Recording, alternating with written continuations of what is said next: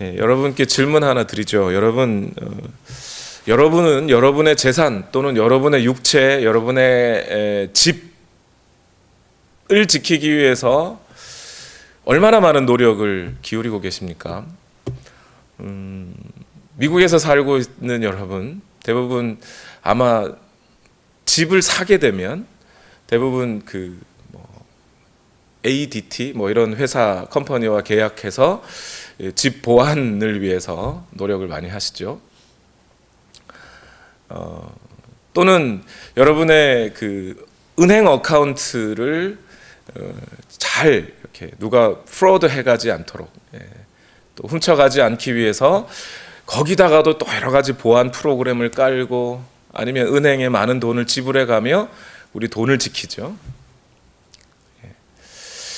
또 그뿐만이 아니에요. 미국 안에서 살다 보면 이 테러리스트들이라는 사람들이 있어요. 이 사람들이 언제 우리를 공격할지 아무도 모릅니다. 옛날에는 테러리스트는 다 저기 미국 바깥 어디엔가 있는 줄 알았어요. 그런데 요즘은 보니까 문 열면 바로 앞에 테러리스트가 살아요. 요즘 핸드폰 앱 어플리케이션이 좋아가지고 우리 동네에서 범죄자, 어떤 범죄, 성범죄자가 얼마나 있는가 이런 거 알려주는 어플리케이션도 있어요. 그런 거 막 이렇게 뒤져보면 그런 생각이 듭니다. 그런 사람들로부터 우리 자신을 지켜내기 위해서 우리는 많은 돈을 실제로 지불하고 있어요. 여러분이 내는 세금들 중에서 국방비 또는 경찰, 이런 사람들을 위해서 쓰여지는 돈들이 다 우리 자신을 지키기 위해서 쓰여지는 돈들 아닙니까? 미국 같은 경우에 제가 잘은 모릅니다만 항공모함이 11대가 있어요. 근데 그 11대를 운용하기 위해서 1년에 100조 원 정도를 쓴다고 해요. 1년에 100조면 어느 정도 들었는가요? 얼마 전에 한국에서 4대강 사업, 4대강 살리기 사업 했죠. 그거 몇 년 동안 했는데 거기에 들어간 돈이 20조예요. 그 생각을 하면 1년 동안 100조를 가지고 항공모함, 다 미국 전체 군인이 아니고 항공모함 11대 운용하는데 그 정도 든다는 거죠. 뭐 때문에요? 오늘 우리 자신의 신체와 가정과 또는 재산 등을 지키기 위해서 테러리스트들로부터 우리의 안전을 보장받기 위해서 우리는 그 정도의 노력과 돈을 지불을 합니다. 여러분, 그러면 여러분께 한 가지 더 질문 드릴 게 있어요. 여러분은 여러분의 영적인 안전을 위해서는 얼마나 많은 돈과 얼마나 많은 정성과 노력을 지불하고 있는지요? 테러리스트들이 이 땅에 있어서 사람들을 죽인다고 해봐야 우리의 목숨 정도 죽이는 겁니다. 그런데 이 세상에는 마치 테러리스트들이 우리 주변에 숨어 있는 것처럼 영적인 어떤 테러리스트들이 존재하고 있고, 그들이 오늘 우리의 삶을 갉아먹고 결과적으로는 우리의 영혼의 삶을 그 영혼의 삶으로부터 분리해내기 위해서 존재하고 있다는 사실을 여러분 아십니까? 그런데 우리는 그런 영적인 테러리스트들이 우리 주변에 있음에도 불구하고 아직도 영적인 안전 불감증에 걸려 있는 것인지 거기에 대해서 많은 노력을 기울이지는 않는 것 같습니다. 예를 들면 이런 거죠. 불교, 힌두교, 이슬람교, 기타 등등 여러 종교 지도자들의 말들이 오늘날 인터넷을 통해서 여기저기 우리는 쉽게 그 사람들의 말을 보고 듣고 배울 수 있습니다. 그런데 그런 사람들이 그냥 말을 할 때 이거 힌두교 경전에 있는 말이다, 이슬람 경전에 있는 말이다, 불교 경전에 있는 말이다, 이런 얘기 안 해요. 그냥 그들이 갖고 있는 세계관과 가치관을 있는 그대로 잘 녹여서 우리에게 알려주죠. 심지어 어떤 경우는 목사라고 불리우는 사람들조차도 성경의 말씀, 하나님의 말씀과 그 진리를 토대로 전하고 말하기보다는 설교 시간을 떼어내기 위해서라도 여기저기서 들은 좋은 말들, 그 말들이 성경에 기반하지 않았음에도 불구하고 말씀을 전하는 사람들이 간혹 있어요. 그런데 그런 말들을 진리라고 받아들이는 순간 오늘 우리에게는 영적인 테러를 당하는 사실을 여러분 알고 계신지요? 여러분, 영적으로 오늘날 안전한 곳이 어디에 있을까요? 선교지가 안전할까요? 미국 여기가 안전할까요? 성경에 오늘날도 아직도 대통령이 성경 위에 손을 얹고 선서하는 유일한 나라, 미국 안에 있는 여러분 안전하십니까? 영적으로 안전한 곳이 어디에 있을까요? 나이지리아 이재철 선교사님이 한번 하신 얘기가 있어요. 선교사님 오랜만에 미국 나오시니까 좋으시죠? 편안하시죠? 공부하던 곳에 오시니까 참 좋으시죠? 여쭤봤더니 선교사님 그런 얘기합니다. 얼른 나이지리아로 돌아가고 싶습니다. 나이지리아에서는요, 아직도 이재철 선교사님 그 얘기 하셔요. 지금도 총소리 들으면서 잠을 잔대요. 그런데도 나이지리아로 가고 싶대요. 왜 그러냐고 여쭤봤더니 거기에서는 그래도 하나님과의 관계를 위해 묵상하고 하나님의 말씀 속에 기도할 수 있는 시간들이 얼마든지 있다는 거예요. 오히려 그 총소리 때문에 더 하나님께 가까이 나아갈 수 있대요. 그런데 미국에 왔더니 신문, TV, 또 사람들 만나야지 등등등 하나님과 만나고 하나님과 교제할 수 있는 시간은 너무나 많이 빼앗겨 버린다는 거예요. 그래서 더 힘들대요. 영적인 하나님과의 관계를 지켜내기가 더 힘들다는 거예요. 그래서 얼른 나이지리아로 가버리고 싶대요. 성경의 관점에서 보면 이 세상 어디에서도 영적으로 안전한 곳은 없습니다. 미국이냐 한국이냐 아프리카냐 어디든 영적으로 안전한 곳은 없어요. 왜요? 그 영적인 전쟁이 일어나는 곳이 어디기 때문에요? 저와 여러분의 마음에 있기 때문에 그래요. 오늘 여러분은 여러분의 영혼의 삶을 깨버릴 수 있는, 행여나 우리를 지옥으로 끌어가 버릴 수도 있는 영적인 테러리스트들 앞에서 여러분은 여러분의 마음을 지키기 위해 얼마나 많은 수고와 노력들을 하고 계십니까? 오늘 본문 말씀이 바로 여기와 관련된 말씀이에요. 오늘 본문에 대해서 어떤 학자들이 난색을 표합니다. 오늘 본문 우리가 읽은 누가복음 6장 39절에서 45절에는 크게 비유 또는 속담 아니면 격언 이런 것들이 4개가 한꺼번에 쫙 몰려 있어요. 근데 이 4개의 속담이나 또는 격언 또는 비유가 성경의 다른 책에도 여러 군데 있거든요. 산재해 있거든요. 그러다 보니까 마태복음에서 읽었을 때 의미하고 또 누가복음에서 읽었을 때 의미가 좀 색다르단 말이에요. 그러다 보니까 과연 이 4개의 비유들, 말씀들이 왜 여기에 있는지 찾기가 되게 어려워질 때가 있어요. 무슨 의미로 왜 예수님이 굳이 이런 얘기를 하셨을까? 누가는 왜 하필 이 4개의 비유를 예수님이 한꺼번에 말씀하신 것처럼 이렇게 딱 묶어놨을까? 잘 이해가 안 돼요. 그래서 난색을 표하는 부분들이 있습니다. 그래서 해석하기 어렵다고 그래요. 그런데 제가 보기에는 이 4개의 비유들이 결국 한 가지 이야기를 하고 있다는 것으로 보입니다. 매우 그 의미가 분명해 보입니다. 여기 이 4개의 비유들이 우리에게 주는 질문은 뭐냐면 당신의 영적인 스승은 누구냐라는 겁니다. 누구를 따라가고 있느냐? 그런 영적인 테러리스트들을 따라가고 있느냐? 그렇다면 너에게는 죽음이 기다리고 있는 것뿐이고 진정한 참 스승인 예수 그리스도를 따르고 있는 것이냐? 그러면 생명과 영생이 너에게 주어질 것이다. 그러니 오늘 당신이 누구를 따라가고 있는지 정확하게 분별하고 한마디로 말하면 누구를 따르라? 예수 그리스도를 따르라 라는 게 오늘 말씀의 요지입니다. 비유라는 것은요, 이 문맥에 따라 정해져 있기 때문입니다. 여러분, 같은 컵이라도 이 컵이 지금 강대상에 놓여 있으면 누가 마실 거예요? 제가 마실 거예요. 여러분 안 줘요. 제가 마실 거예요. 컵이 강대상에 놓여 있기 때문에 저건 목사님이 설교하다가 목마르거나 목에 뭐 이렇게 뭐라도 고이면 그렇게 마시려고 갖다 놓은 컵이구나라는 걸 알 수 있죠. 비유의 말씀도 똑같아요. 이 비유의 말씀들이 그냥 하나의 비유만 딱 있으면 정확하게 이 비유가 무엇을 의미하는지는 잘 몰라요. 그런데 이 비유의 말씀이 어떤 문맥 속에 있느냐에 따라서 그 의미가 매우 정확하게 드러나게 되어 있습니다. 그래서 오늘 누가복음 6장이라고 하는 문맥 속에, 그것도 평지설교의 마무리 부분에 오늘 이 네 개의 비유가 섞여 있다는 것을 잘 보면, 거기에서 이 네 개의 비유가 우리에게 무슨 이야기를, 얼마나 중요한 이야기를 우리에게 하고 있는지가 알 수 있습니다.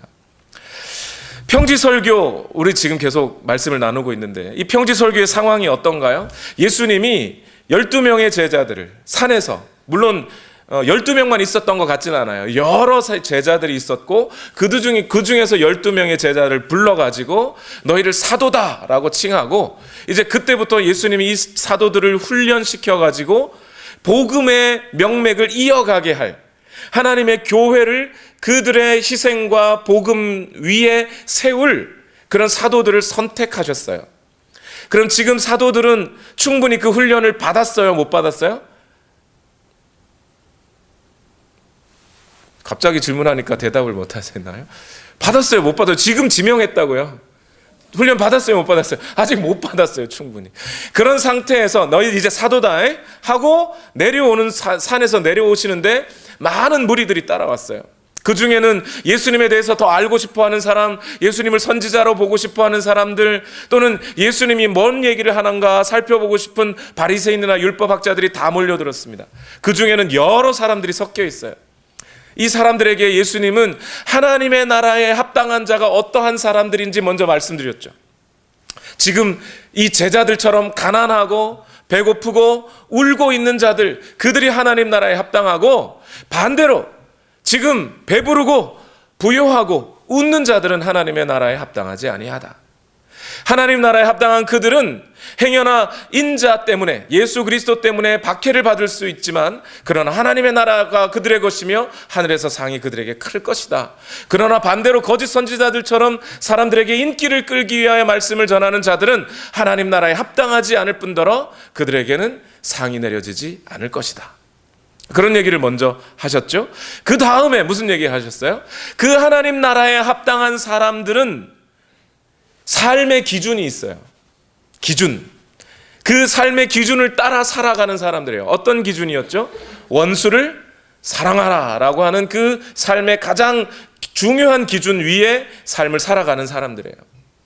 그 사람들은 그냥 소극적으로 내가 하기 싫은 거 남에게 안 시키는 정도가 아니라, 내가 하기를 원하는 것, 내가 다른 사람들로 받기 원하는 것을 미리 남에게 해주는 자들이에요. 그래서 이러한 사람들은 다른 사람들을 봤을 때 내가 다른 사람에게 대하는 방식 그대로 하나님도 나에게 대하실 것이라는 것을 알고, 다른 사람에 대하여 심판하거나 정죄하지 않고 뭐해요? 도리어 그들을 용서하고 먼저 베푸는 자로 살아갈 것입니다. 지금 제가 요약했습니다, 여러분. 예수님의 설교를 누가복음의 방식대로 이대로 여러분 사셔야 됩니다. 제 얘기가 아니거든요. 자, 여기까지 예수님의 말씀이 끝났어요. 그 다음에 오늘 말씀이 나와요. 예수님이 한 가지 비유로 말씀하시되, 여러분 비유 몇 개 있다고요? 4개. 근데 오늘 뭐라 그래요? 몇 개라 그래요? 한 가지 비유라 그랬잖아요. 오늘 39절에 비유 하나를 말씀하셨대요. 여러분, 이게 무슨 얘기예요? 이 몇 가지의 비유가 결국 하나의 이야기를 하고 있다는 얘기인 거죠. 예수님, 누가의 설명은. 그러면서 예수님이 하는 이야기를 잘 보세요. 예수님의 사역 초기에 아직 훈련이 덜 된 제자들과 마음이 산만한 사람들, 예수님을 받아들일 거냐 안 받아들일 거냐, 예수님이 하는 말이 진리냐 아니냐 그 의심하는 눈초리로 온 사람들, 예수님을 선생님으로 받아들일까 말까, 구세주로 받아들일까 말까 하는 수많은 사람들이 혼자 있는 이 상황에서 예수님이 뭐라 그러겠습니까? 이 하나님의 나라의 진리를 말씀하신 다음에, 너희가 이 하나님의 나라의 삶을 살고 싶다면, 그래서 그 영원한 삶을 살고 싶다면 누구를 스승으로 받아들일까? 어떤 사람들의 말을 들을까? 누구를 진리의 말로 들을까? 고민하지 말고 내 말 들으라는 거예요. 내 말. 다른 말 들어가지고는 여러분들에게 아무런 영적인 유익이 없으니, 구원이 있을 수 없으니 내 말 들어라는 겁니다. 너희는 너희의 스승이 누구냐? 여기서 예수님이 대조하고 있는 자기와 다른 스승이 누구일까요? 지금 주변에 와 있잖아요. 그죠? 여러분 신채호라는 분 아십니까? 그분이 예전에 이제 일제 시대 때 조선 사람들을 놓고 한국 사람들을 놓고 이렇게 연설을 한 적이 있어요. 그런데 그 신채호 선생의 무슨 이야기를 하는가 들어보려고 일본 경찰들이 주변에 와서 사복을 입고 이렇게 탁 서 있었어요. 그걸 알고 있던 신채호 선생이 그때가 봄이었나 봅니다. 야, 오늘은 참 멋진 개나리가 폈군요 라고 얘기를 해줬어요. 무슨 말인지 못 알아들으셨군요. 지금 주변에 있는 일제 순사들을 뭐라고 한 거예요? 개나리라고 한 거예요. 지금 예수님이 뭐라고 하냐면 예수님의 말씀도 이와 같은 거예요. 지금 주변에 이미 와 있는 바리새인과 율법사들의 가르침을 놓고 이스라엘 사람들 가운데 선생 노릇하고 있는 사람들이 바리새인과 율법사들이거든요. 그들을 놓고 예수님이 말하는 거예요. 그들의 가르침은 가짜다. 내 가르침을 받아들여라 라고 얘기하고 계신 거죠. 그래서 이 저의 해석이 맞느냐 틀리냐 신학자는 잘 모르겠다는데 목사님은 어떻게 하느냐. 여러분 누가복음 6장 46절 말씀을 읽어볼까요? 다 같이 읽어봅시다. 시작. 어찌하여 너희는 나더러 주님 주님 하면서도 내가 말하는 것은 행하지 않느냐. 벌써 이 얘기하고 계시잖아요. 너희가 나를 주님이라고 알고 받아들이고 있느냐? 진짜? 이걸 묻고 있죠. 그러니까 그 앞에 무슨 얘기를 했겠어요? 나를 주님으로 받아들이라는 얘기를 했겠죠. 그래서 누가복음의 수신자인 데오빌로에게 누가는 이 네 가지 비유를 싹 연결해서 전해주면서 데오빌로라고 하는 아직 헬라 문화에 익숙한 주의 복음에 충실히 젖어 있지 않은 것 같은 이제 막 예수님을 믿기 시작한 데오빌로에게 권면하는 거예요. 예수님만이 진리입니다. 당신 주변에 어떤 사람들이 당신에게 이것이 진리라고 가르쳐주고 당신에게 스승 노릇할지라도 그 사람들의 말을 따라가서는 절대 안 됩니다. 예수님의 말씀을 따라가십시오 라고 알려주기 위해 이 네 가지 비유들을 한꺼번에 묶어놓은 거예요. 오늘날에도 혹시 여러분 중에서도 예수님에 대한 입장이 예수님을 진짜 주님으로 모시고 계신 건지 아니면 선생님 정도로 알고 있는 건지 아니면 예수님을 무슨 예언자나 훌륭한 성현 정도로 생각하고 계신 건지 오락가락하는 분이 아직도 계시다면 오늘 말씀을 통해 결정하십시오. 예수님의 말씀만이 진리고 예수님만이 참 스승이십니다. 그 예수님을 따르셔야 돼요. 오늘 이 네 가지 비유를 통해서 예수님이 하시고자 하시는 말씀이 있겠죠. 그래서 당연히 네 가지 비유니까 네 가지의 말씀을 하실 거예요. 그런데 이 네 가지가 다 일맥상통하고 있어요. 첫 번째, 이 네 가지 비유를 통해 예수님이 하시고자 하시는 말씀은 뭐냐면 첫 번째는 뭐냐면 눈 먼 자들을 따르지 말고 눈 뜬 자를 따라가라. 진리를 모르는 자들을 따라가지 말고 진리를 아는 자를 따라가라. 누가복음 6장 39절 말씀 다 같이 읽겠습니다. 시작. 예수께서 그들에게 또 비유 하나를 말씀하셨다. 눈먼 사람이 눈먼 사람을 인도할 수 있느냐? 둘이 다 구덩이에 빠지지 않겠느냐? 여러분 이걸 속담이라 그래요. 또는 격언. 예수님은 이런 격언들을 이용해서 예수님이 전하고자 하는 진리를 짧고도 명확하고 분명하게 전하시려고 하신 거죠. 여러분 눈먼 사람이 눈먼 사람을 인도할 수 있나요? 100명에게 물어보세요. 아이에게 물어보세요. 할 수 있어요? 없죠? 예. 인도할 수 없으니 눈먼 사람 따라가지 마라 라는 얘기예요. 이 얘기는 너무 분명하죠? 여기에 보면 눈먼 사람을 따라가면 눈먼 사람이 눈먼 사람 따라가면 당연히 구덩이에 빠진다.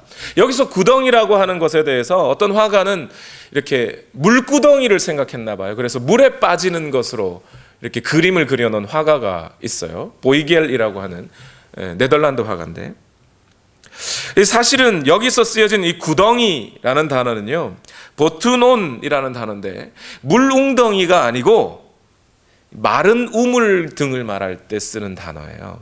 이 바닥이 물이 있는 게 아니에요. 물에 빠지면 물에 빠져 들어가서 그냥 헤엄쳐서 좀 이렇죠? 나오면 됩니다. 아니면 지푸라기라도 잡고 나오면 돼요. 그런데 여기서 마른 우물이라는 건요, 여러분 뭘 생각하시면 되냐면, 저 남극이나 북극 이런 빙하가 있는 곳에 가면 얼음이 어느 시간의 시차 때문이나 아니면 물 온도 차이 때문에 얼음과 빙하와 빙하 사이에 큰 이 함정이 파지죠. 깊이가 어떤 거는 수 킬로미터까지 깊은 그런 웅덩이가 있습니다. 틈이 있습니다. 그 크레바스라고 하는 건데요. 그 크레바스에 해당하는 말이 여기 이 보투논이라는 단어예요. 빠지면 죽어요. 못 나오는 겁니다. 특히 여기 말하는 눈 먼 사람이라고 할 때, 여러분 앞에서 누가복음을 보면 누가복음의 구약 성경을 인용할 때 누가는 주로 구약 성경 중에서도 이사야서를 인용하고 있죠. 예수님이 누가복음 4장에 이제 내 사역이 시작되었다라고 선포하실 때 선지자 이사야의 글을 옮겨와서 적어요. 그죠? 선지자 이사야의 글 중에 오늘 예수님이 말씀하시는 요 비유의 말씀과 비슷한 말씀이 있어요. 이사야 29장 10절 말씀인데 같이 읽어보겠습니다. 시작. 주님께서는 너희에게 잠드는 영을 보내셔서 너희를 깊은 잠에 빠지게 하셨다. 너희의 예언자로 너희의 눈 구시를 못하게 하셨으니 너희의 눈을 멀게 하신 것이요 너희의 선견자로 앞을 내다보지 못하게 하셨으니 너희의 얼굴을 가려서 눈을 못 보게 하신 것이다. 이 예언자들이 눈이 가려졌다는 얘기가 뭐예요? 예언자는 하나님의 말씀을 듣고 그 말씀을 백성들에게 알려주어 백성들로 하여금 바른 길 가도록 해주는 게 예언자예요. 그런데 예언자의 눈이 가려워졌다는 건 뭐죠? 하나님의 진리의 말씀이 들리지 않는다는 거예요. 진리가 없는 자, 눈 먼 자라는 겁니다. 그래서 여기 눈 먼 자들은 누구요? 바리새인들, 율법학자들. 그들은 진리를 아는 것처럼 사람들을 가르치지만 정작 율법을 알지도 못하고 진리이신 예수 그리스도가 와도 그분이 진리라는 걸 알지 못하는 눈먼 자들이라는 거예요. 예수님의 이 말씀은 그 눈먼 자들을 따라가면 반드시 어디에 빠져요? 크레바스에 빠진다. 들어가면 못 나온다. 죽는다. 멸망이다. 그 말 듣지 마라. 여러분 오늘날도 예수님의 이 말씀은 너무나 중요합니다. 진정한 그리스도인들은 과거에 자신의 모든 잘못된 세계관, 선입관, 가치관, 잘못된 내 안에 쌓여진 가치관이나 가르침들을 싹 다 버려야 돼요. 버리고 예수님의 말씀을 듣고 따라야 되는 겁니다. 오늘날 한국 기독교의 가장 큰 문제가 뭔지 아세요? 왜 오늘날 한국 기독교는 이렇게 기복신앙적인 기독교가 돼 있나요? 왜 이렇게 돈의 문제에 취약한가요? 왜 이 성적인 문제에 대책이 세워지지 않나요? 그건 왜 그러냐면요, 한국 기독교 안에 원래 한국 사람들이 갖고 있던 토착화된 신앙, 토속신앙이라고 그러죠. 미신, 정한수 떠놓고 뒷마당에서 어머니들이 밤새 빌던 거, 그런 신앙의 마음이나 생각과 세계관이나 가치관은 그대로 둔 채 신만 바꾼 거예요. 삼신할머니 대신에 예수님 갖다 붙여놓고 삼신할머니가 내게 아들, 딸 점지해 주듯이 예수님 내게 아들 낳게 해 주십시오 이렇게 빌었단 말이에요.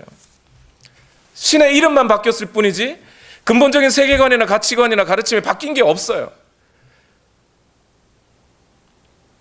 그래서 막 사람들의 숫자가 많아지면서 부흥한 것처럼 보이지만 그 속은 정작 기독교적인 성경의 가르침과는 전혀 상관없는 그런 가르침이 사람들께 남아있는 거예요. 그러니 복 받는 게 좋고 돈 버는 게 좋고 내 자식 좋은 대학 가는 게 좋고, 그래서 그렇게 해주는 목사, 교회 쫓아가고 있단 말이에요. 그런 사이에 자기의 영혼은 썩어 문드러져 가는 걸 모르는 거죠. 잘못된 가르침은 버리고 예수 그리스도의 가르침을 받아들여야 된다고요. 근데 버리지는 않고 예수 이름만 딱 바꿔놓고 믿는다고 하면 그건 바로 믿는 게 아닌 거예요. 뿐만 아니라 요즘 인터넷을 통해서 대놓고 힌두교적인 가르침을 가르치고 있음에도 불구하고 분간이 안 가요.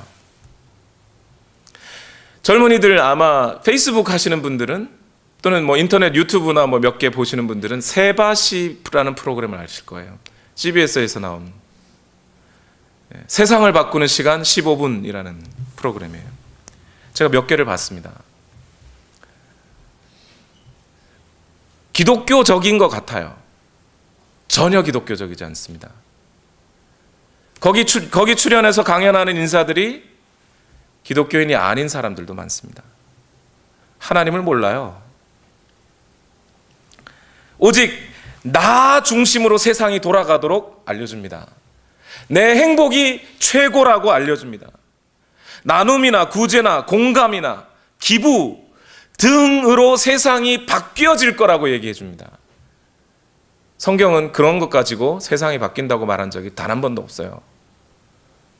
그런데 오늘날 그런 이 인간의 이기적인 욕심을 듣기 좋은 언어로 포장해버린 그런 말들이 교회, 기독교라는 이름으로 전파되고 있단 말이에요. 근데 구분이 안 가요, 사람들이. 이런 말들을 듣고 설교를 또 하는 목사들이 또 있어요. 눈 먼 자를 따르는 거예요. 그거 따라가 봐야 진리가 없습니다. 그쳐야 돼요. 누가복음 4장 18절에는 분명히 이렇게 얘기하셨어요. 주님의 영이 내게 내리셨다. 주님께서 내게 기름을 부으셔서 가난한 사람에게 기쁜 소식을 전하게 하셨다. 주님께서 나를 보내셔서 포로된 사람들에게 해방을 선포하고 눈먼 사람들에게 눈뜸을 선포하고, 눈먼 자들을 눈뜨게 해줄 분은 누구요? 예수 그리스도 한 분밖에 없다는 거예요. 그분을 따라가셔야 됩니다. 그분의 말씀만이 진리예요. 두 번째로 오늘 예수님이 격언을 통해 우리에게 하시고 싶은 말씀이 뭐냐면, 이런 질문이 있을 수 있어요. 목사님, 혹시 그들을 따르더라도 또 그 중에 좋은 말들이 또 있으니까 그건 받아들여서 내가 그들보다 훨씬 더 뛰어난 선생이 되면 되지 않습니까? 라고 질문하는 분이 있을 수 있을 것 같아서 그 질문 자체를 격퇴시켜버린 말씀을 합니다. 누가복음 6장 40절 말씀 같이 읽겠습니다. 시작. 제자는 스승보다 높지 않다. 그러나 누구든지 다 배우고 나면 자기의 스승과 같이 될 것이다. 먼저 여기 제자는 스승보다 높지 않다라고 예수님이 말씀하시죠. 예수님이 이와 비슷한 말씀을 성경에 여러 곳에 하셨습니다. 대표적으로 요한복음 13장 16절에 있는데 같이 한번 읽어볼까요? 시작. 내가 진정으로 진정으로 너희에게 말한다. 종이 주인보다 높지 않으며 보냄을 받은 사람이 보낸 사람보다 높지 않다 이랬어요. 제자는 스승보다 뛰어날 수 없다는 거예요. 한국 사람들은 청출어람이라는 이 사자성어 때문에 제자들이 스승보다 더 뛰어날 수 있다고 생각하는가 봐요. 그런데 예수님 당시에 스승이 제자들을 가르칠 때 어떻게 가르쳤냐면, 글을 쓰거나 원리를 기록해 주거나 그렇게 하지 않고 말로 가르쳤어요. 제자들이 오면 같이 스승과 살면서, 도제식 교육이라 그러죠. 스승과 같이 살면서 말로 가르쳐주고 삶에서 이런 거 이렇게 이런 거라고 알려주고, 그럼 스승을 따라 한번 해보고, 그래서 야, 너 이제 다 됐다, 다 배웠다, 충분히 훈련됐다 라면 어디까지 잘한 거예요? 그 스승만큼 잘한 거예요. 스승보다 더 잘할 수는 없어요. 그래서 스승만큼 잘해서 이제 하산하거라 그러면 하산해서 딴 사람한테 가서 또 배우든지 뭐 그렇게 하는 거지, 거기까지밖에 잘하지 않는 거예요. 지금 예수님은 그 말을 하고 있는 거예요. 만일 너희가 잘못된 스승을 따른다면 그 스승만큼 잘할 뿐, 스승보다 더 잘해서 진리를 터득해내거나 할 수 있는 게 결코 아니라는 겁니다. 이 진리의 문제에 있어서는 청출어람 따위의 생각은 있을 수 없다는 거예요. 예수님의 말씀은. 대신 너희가 오늘 나에게 배우면 나까지는 잘할 수 있다. 그럼 뭐죠? 예수님 자신이 진리이시고 진리를 알고 계시는 분이니 제자들은 예수님을 통하여 진리를, 또 진리에 알 수 있는 걸음까지 갈 수 있게 된다. 그러니 나에게 배워라, 이 말이죠. 여러분, 이 원리들, 예수님이 지금 말씀하고 있는 이 원리들을 특별히 우리 대학교에 학생들을 보내는 부모님들 잘 생각해 보시길 바랍니다. 여러분의 자녀가 어떤 사람이 되기를 바라십니까? 대학교라는 곳은요, 기본이 도제식 교육입니다. 스승이 제자를 받아들여서 스승만큼 자라게 해주는 거예요. 물론 요즘 대학교들은 꼭 그렇게 도제식으로만 가르치지 않기 때문에 또 우리가 어떤 이 세상의 직업들을 가지기 위해서는 그 직업들을 위해 배우는 일들을 위해 뭐 그런 세큘러한 과목이나 그런 걸 배울 수 있을 겁니다. 배워야 할 겁니다. 그러나 분명한 것은 무엇이냐면 그들에게서 결단코 우리는 진리를 알 수도 구원에 이르는 지식을 얻을 수도 없다는 걸 아셔야 돼요. 그래서 대학에 보내놓고 우리 아이 신앙 잘 자라겠지, 천만의 말씀요. 대학교에서 그걸 가르쳐주지 않습니다. 동시에 우리 청소년들에게 한참 자라는 우리 유스, 이렇게 불러야 저를 봐요. 여러분에게 권면합니다. 여러분의 마음에 진정한 우상이 누구예요? BTS? EXID? 너무 좋아하지 마세요. 그 사람들 따라 해봐야 거기까지예요. 오늘 여러분 내 마음에 BTS를 심지 말고 EXID를 스승으로 모시지 말고 예수 그리스도를 스승으로 모시세요. EXID를 생각하고 BTS를 생각하고 그들의 춤을 따라하고 그들의 노래를 따라하는 시간보다 예수 그리스도의 말씀을 읽고 따라하는 시간을 더 많이 가지셔야 돼요. 만약 그렇지 않으면 아주 무서운 이야기인데, 여러분은 BTS의 제자이거나 예수님의 제자이거나 둘 중에 하나를 선택할 수밖에 없어요. 이건 제 얘기가 아니에요. 지금 예수님 얘기예요. 그렇죠? 오늘 예수님이 제자들에게 하신 제자가 스승보다 나을 수 없다라고 하신 이 말씀이 요한복음 13장에서 언제 쓰여진지 아세요? 예수님이 제자들의 발을 씻겨주시면서 세족식 하시면서 예수님이 이렇게 말한 거예요. 내가 너희에게 한 것과 같이 너희도 이렇게 하라고 내가 본을 보여준 것이다. 내가 진정으로 너희에게 말한다. 종이 주인보다 높지 않으며 보냄을 받은 사람이 보낸 사람보다 높지 않다. 너희가 이것을 알고 그대로 하면 복이 있다. 예수님이 먼저 나 따라하라고, 나 따라오라고 본을 보여주시고 너희가 스승만큼 잘할 수 있으니, 나만큼 잘할 수 있으니 나 따라오너라. 그러면서 먼저 발을 씻겨주셨다는 거예요. 예수님의 소망이 여기 담겨 있는 거예요. 오늘 여기 계신 여러분 모두가 예수님을 보고 배우고 따라하시기를 바랍니다. 그래도 저 거짓 교사들의 말 속에 진리의 파편이라도 있어서 행여나 그들의 말이 나를 바른 길로 인도해 주지는 않을까요? 적어도 그들의 말 속에는 진리가 있지 않을까요? 라고 반문하는 사람들이 있을까봐 예수님이 다시 한번 또 확정하여 얘기하십니다. 누가복음 6장 41절에서 42절 다 같이 시작.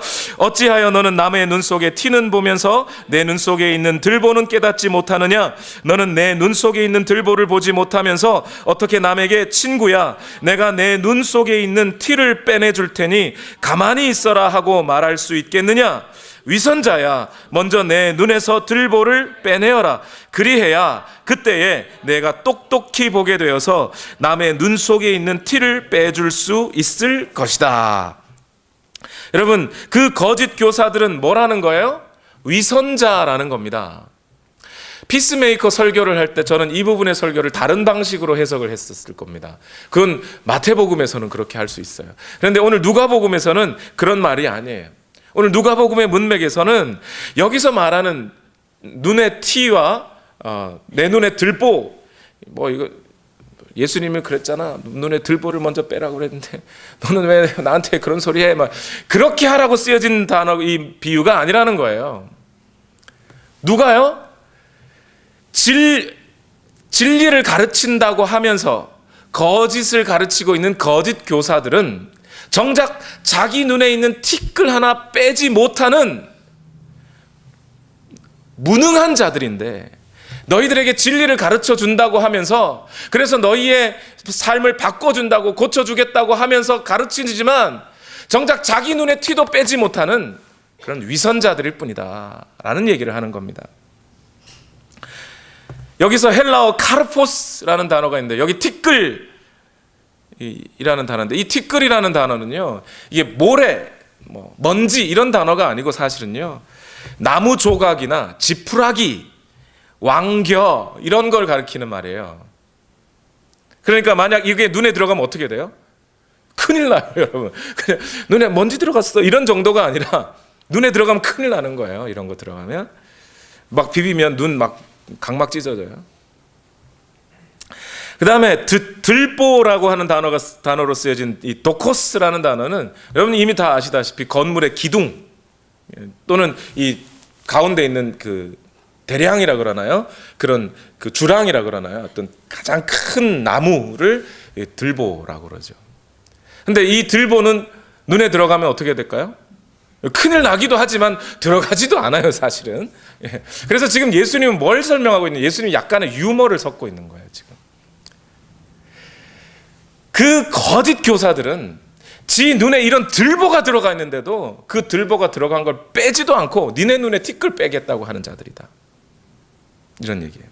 진리의 문제는 뭐예요? 말에 있지 않다는 거예요. 말 몇 마디 가르쳐서 배워가지고 야, 너무 좋은 말이야. 오늘 이 말씀 하나로 나 오늘 행복하게 살 수 있어. 이런 종류의 문제가 아니라는 거예요, 진리는. 진리의 문제는 죄의 문제와 관련이 있다는 겁니다. 죄와 죽음과 생명의 문제와 관련이 있다는 거예요.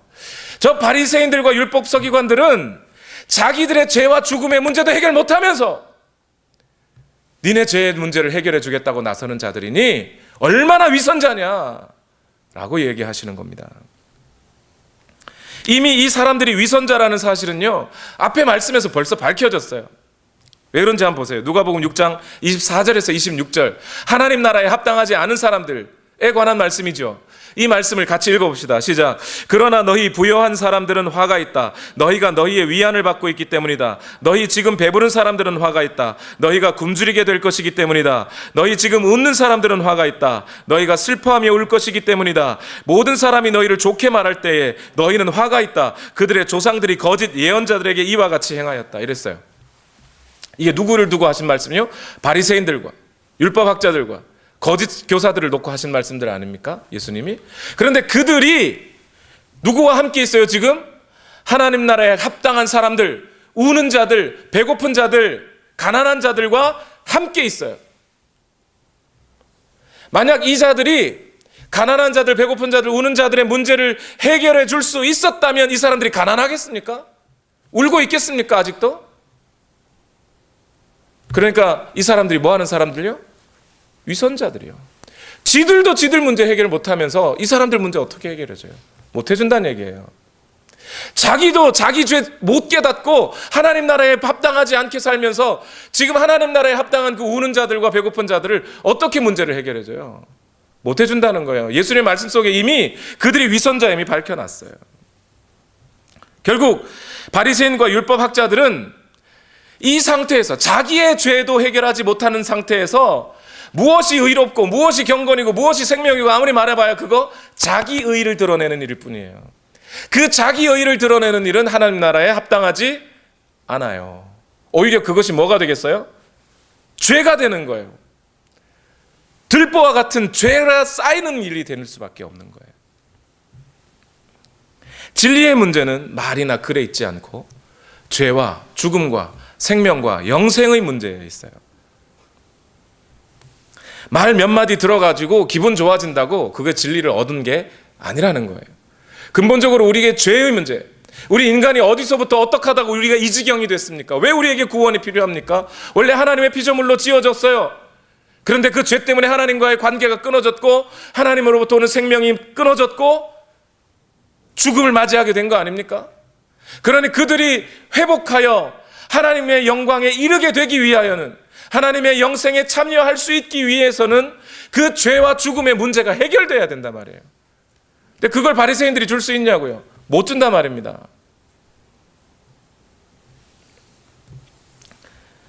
그러니 오늘 여러분, 진리의 단편적인 말 몇 마디 들었다고 오늘 내가 진리를 알았다고 착각하지 마시라는 거예요.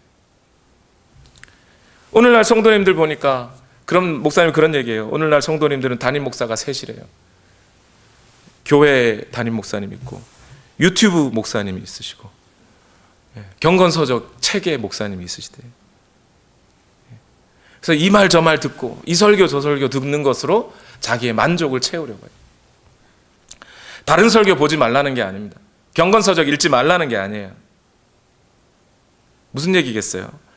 결국 그 설교를 들었다면, 그 책을 읽었다면, 거기서 중요한 말씀을 읽었다면 그 말씀 속에서 나의 죄의 문제를 깨닫고 회개하고 예수 그리스도 앞에, 하나님 앞에 더 가까이 나아가는 걸음으로 가야지, 내가 이거 들었다고 목사님 가르치고, 내가 이거 들었다고 저 사람 가르치고 하는 그런 방식으로는 진리가 터득되지 않는다는 겁니다, 여러분. 특히 여러분 이걸 아셔야 돼요. 가짜 교사들은 위선자들입니다. 스스로 경건한 척하는 사람들이에요. 이런 사람들의 가르침을 따라가서는 절대로 우리에게 진리나 구원에 이를 수 없습니다. 제가 너무 극단적으로 얘기하는 것 같으세요? 디모데후서 3장 6절에서 7절에는요 더 센 말씀이 있어요. 그들 가운데는 남의 집에 가만히 들어가서 어리석은 여자들을 유인하는 사람들이 있을 것입니다. 그런 여자들은 여러 가지 정욕에 이끌려 죄에 짓눌려 있고 늘 배우기는 하지만 진리를 깨닫는 데에는 전혀 이를 수 없습니다. 배우고 싶어요. 그래서 개인 교사를 둬요. 자기의 내 너무 좋아하는 목사님 이러면서 그 목사님 설교 맨날 들어요. 책 읽어요. 그러나 그 진리의 단편을 얻는 것 정도로, 말과 글을 아는 정도로 그것 가지고 나 그 목사님 다 알았어 라고 생각하는 방식으로는 결단코 진리에 이를 수 없다는 겁니다. 여전히 죄에 짓눌려 있는 거예요. 죄의 문제는 해결이 안 된다는 거예요. 진리를 배우지만 진리가 우리를 자유롭게 할 수 없는 거죠. 진리도 아닌 뿐더러. 그러니 예수님이 다시 강조합니다. 저들에게 가지 말고, 위선자들에게 가서 죽지 말고 나한테 와라. 마지막으로 결정적인 예수님의 선언은 뭐냐면, 그들은 위선자일 뿐만 아니라 이미 악하다. 악하다. 그들의 말과 행동을 봐라. 악하지 않느냐? 누가복음 6장 43절에서 45절 말씀 다 같이 읽읍시다. 시작.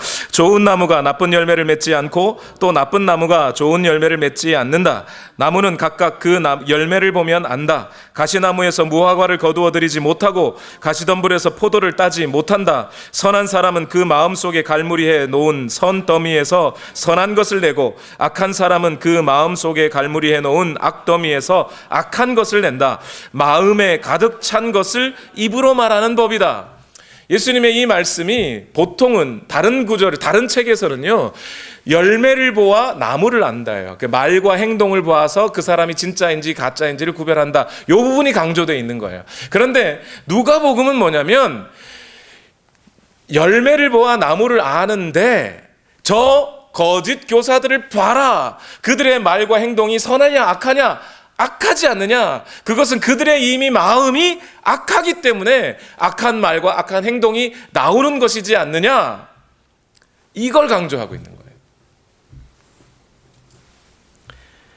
이게 왜 여러분 이 바리새인들과 율법학자들이 왜 악하다고 하냐면요, 여러분 이것 때문에 그래요. 마술사 시므온이라는 사람이 사도들이 기적을 행하는 걸 보고 자기에게도 그 능력을 달라 그랬어요. 자, 예를 들어서 그 능력이 마술사 시므온에게 임했다고 치십시다. 그래서 마술사 시므온이 그 능력으로 사람들을 고치고 병을 낫게 하고 귀신을 쫓아냈다고 치십시다. 그러면 마술사 시므온이 한 그 일은 선한 일이에요, 악한 일이에요?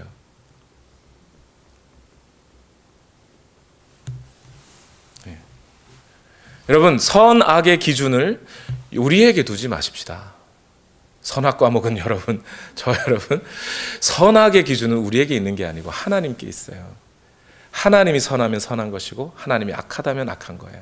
하나님이 하시는 게 선한 일이고 하나님이 하시는 반대 일이 악한 일이에요. 하나님이 기준이에요. 다시요.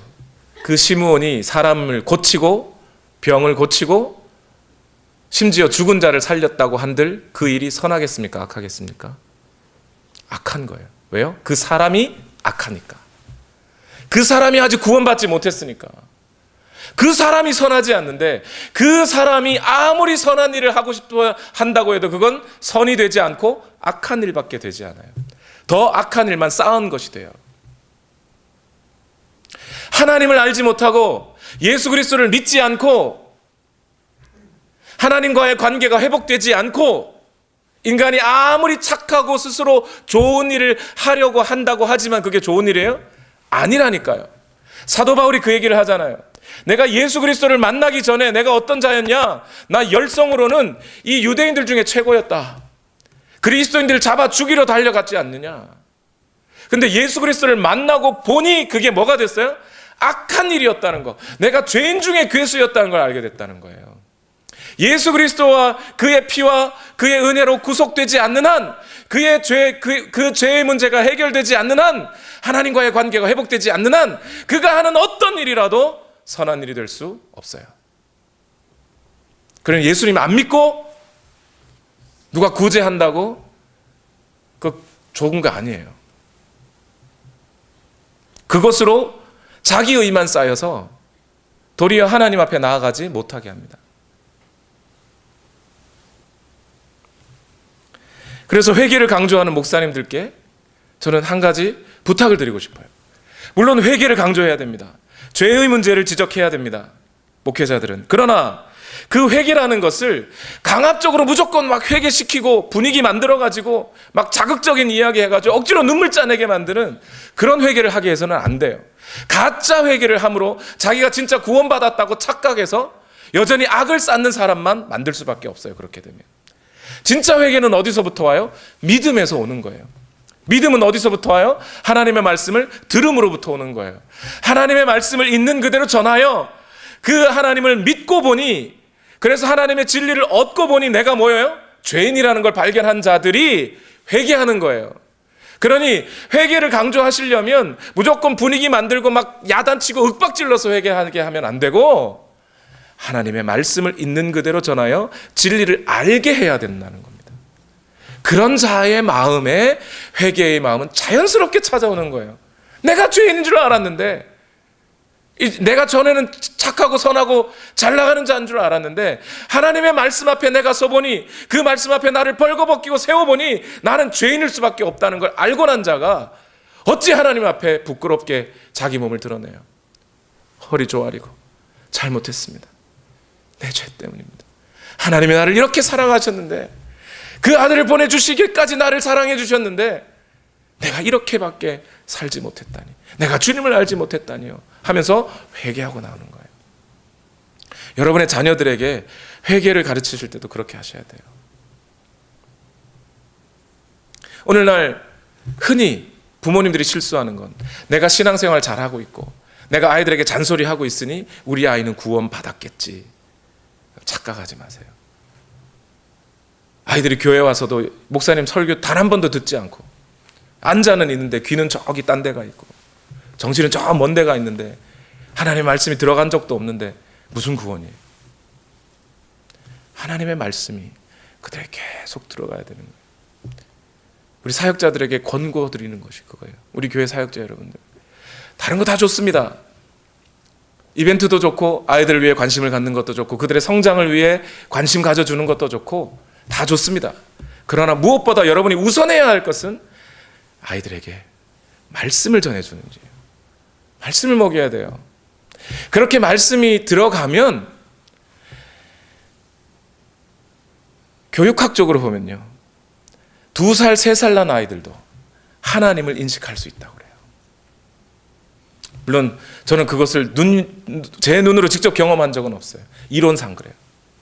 그런데 우리 앞에 선조들의 말씀을 보면 나이 7살, 8살 된 아이일 때 하나님의 그 은혜와 예수 그리스도의 그 보혈에 흘려주신 사랑을 깨닫고 나는 어떻게 살아야 하나? 나는 어떻게 살아야 하나? 그렇게 근심하고 회개하면서 내가 주님께 드릴 것은 없으니 나를 드립니다 하면서 헌금 바구니에 들어간 아이가 있어요. 윌리엄 캐리, 근대 선교의 아버지예요. 그렇게 되는 거예요. 그러니 예수님이 말씀합니다. 요한복음 14장 6절에 예수께서 그에게 말씀하셨다. 내가 길이요 진리요 생명이니 나를 거치지 않고는 아무도 아버지께로 갈 사람이 없다. 우리의 죄의 문제를 해결하시고 아버지 앞에 우리를 이끌고 가실 이 오직 예수 그리스도 한 분밖에 없습니다. 말씀을 마무리하겠습니다. 여러분, 오늘날의 상황이 어떻습니까? 물이 없어서 기갈이 아니고 양식이 없어서 기근이 아니지요. 하나님의 말씀은 있는데, 진리는 분명히 있는데 사람들이 그 진리에 귀 기울이지 아니하고 물 대신 콜라나 스프라이트만 마시고 영양가 있는 양식 대신 초코파이 같은 거 입에 단 것만 달라 그래서 그러다가 결국 목마르고 몸이 말라 비틀어지는 거 아닙니까? 오늘 여러분, 하나님의 말씀에 귀를 기울이십시오. 저 따라오라는 거 아닙니다. 저 역시도 눈먼 자입니다. 저도 예수 그리스도의 그 옷자락 붙잡고 따라가야 할 사람입니다. 저와 여러분이 함께 예수님을 기억하며 예수님의 진리를 따라 살아가시길 예수님 이름으로 축원합니다. 우리 다 같이 기도하십시다. 오늘 이 시간 다 같이 함께 기도하실 때, 하나님, 오늘 나를 붙들어 주옵소서. 우리 주님만 따릅니다. 예수님만 따릅니다. 예수님의 말씀만 쫓아 살아가겠습니다. 주여, 나를 회복시켜 주시고 나를 변화시켜 주시고 그 말씀을 끝까지 내 인생 다 하는 날까지 우리 주의 말씀만을 붙잡고 나아갈 수 있도록 주여 우리를 인도하여 주옵소서. 우리 시간 다 같이 함께 기도하시겠습니다. 살아계신 아버지, 오늘도 하나님의 은혜로 우리를 충만케 하여 주시옵소서. 주의 말씀이 오늘 우리를 새롭게 하여 주시기를 원합니다. 주의 역사하심과 주의 은혜로 살아가기를 원합니다. 주님만 따르기를 원합니다. 주여 역사하여 주시옵소서. 주의 은혜로 채워주시옵소서. 주님 인도하여 주시기를 원합니다. 우리의 모든 삶을 주의 은혜로 채워주시옵소서. 주여 역사하여 주옵소서.